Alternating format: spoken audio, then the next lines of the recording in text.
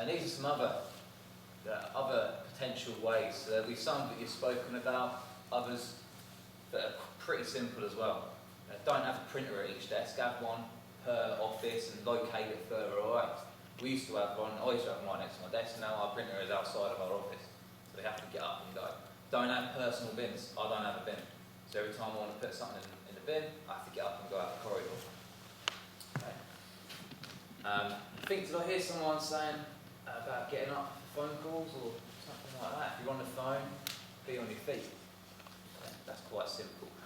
And another one that was good, and I've heard people have used in studies in different offices, is every time someone stands up, you stand up. Yeah. Or every time someone walks into the office, you stand up. Yeah. So that could be quite a bit of fun, as well as being good for your health. It's traditional, isn't it? That's what used to happen. Yeah, get back to tradition. Okay. Stand up, and salute them, whatever. Okay. Another thing, you might want to get a small glass, and you have to refill it more. And also, if you drink more over the day, well, that's good for you, but also makes you go to the toilet more.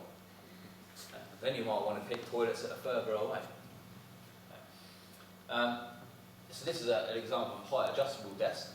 Or if you work opposite me in the office, and your employer won't give you a height adjustable desk, you might make one yourself out of books, which my colleague Bryna has done here. So she's someone that's really taken to this research and been very conscious of what she does in terms of her posture during the day. And this is an example of software that you can download to use. And one, I can't remember which bit of software, but there's one that actually blocks and freezes your screen for the time that you set it to. So it might block your screen for a minute or 2 minutes. So you have, and then well, you can't work, so you might as well get up and do something else until it's released again. And I think what's really important, and these are some more you can read while I'm talking, right, is to emphasise that even though you might be moving away from your desk a bit more, and some people are under the impression that this might actually impact negatively on someone's productivity, the amount of work they do. All the evidence to date suggests it has no benefit, it has no effect on your work productivity, or it improves how productive you are. Okay, that's really important, and that's how we're going to sell it to the office employees. Okay. Do these strategies work? This is just an example. The study published recently, pretty much the first study that's looked at reducing sitting time via an intervention in the office place, and they used all of these, many of these strategies you've just seen on the last couple of slides that you've suggested as well. And this is before the intervention. Right, this is the amount of sitting time. So this is the comparison group. So this group did nothing. They didn't have an intervention. Right, before the intervention, they sat for that amount of time per day, nearly 600 minutes. After the intervention, didn't really change.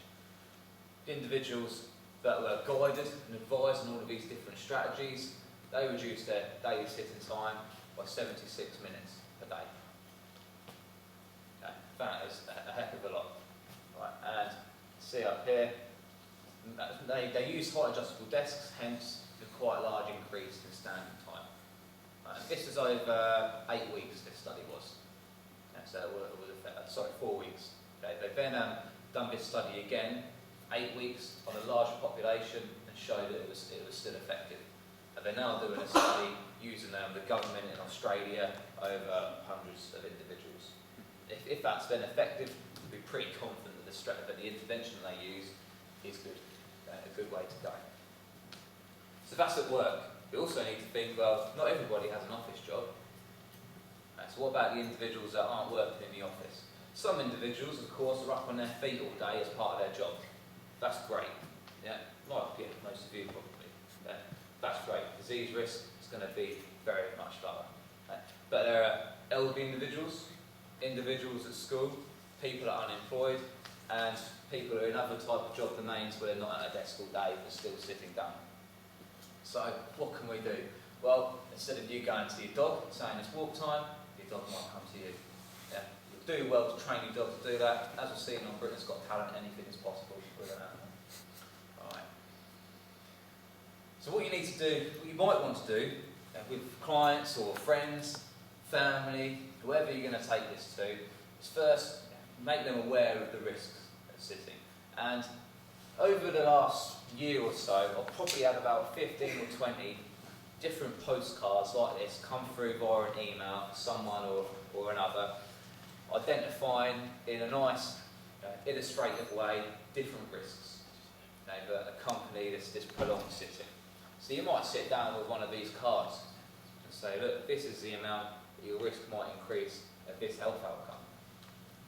Or, if you're standing up, you could burn an extra 50 calories per hour. That would probably be a lot more motivating to many people that you deal with. But for that, cut your risk of cancer by up to 25% if you stand a lot more than you sit. So that could be possibly quite useful. You might try and use these 3 strategic themes when you're tackling this problem with an individual. To stand up, try and get them to stand up at least every 30 minutes.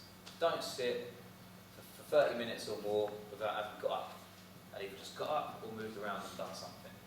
Don't sit for less than 30 minutes. And then just move more throughout the day. Do everything you can to move around. Right. It doesn't have to be really structured. It could just be simple things like you've spoken about at the office. And at home, these might be strategic ways to get individuals to reduce their sitting time in their normal leisure time. Okay. So again, we've got stand up during the phone calls, having bins only in one room. Some people might still throw it on the floor. Hopefully most people go down to the kitchen or around to the kitchen and put the rubbish in there. Lawn and garden work, household chores. So a lot of people like to blitz the household chores in one go. I used to. Now I try and break it up over the course of the day. Maybe if I'm at home at the weekend, I might do a bit of washing up, then go and sit down if that's what I'm going to do, and then get up and put some washing up, something like that, or go and hang it up. And maybe not do it all in one go, spread it out over the course of the day, so then you're not sitting down for prolonged periods. Outside the home, the common one that we always talk about in terms of exercise, use the lift. Yeah, that's an easy one. Biking, commuting, on your feet, walk the dog more often.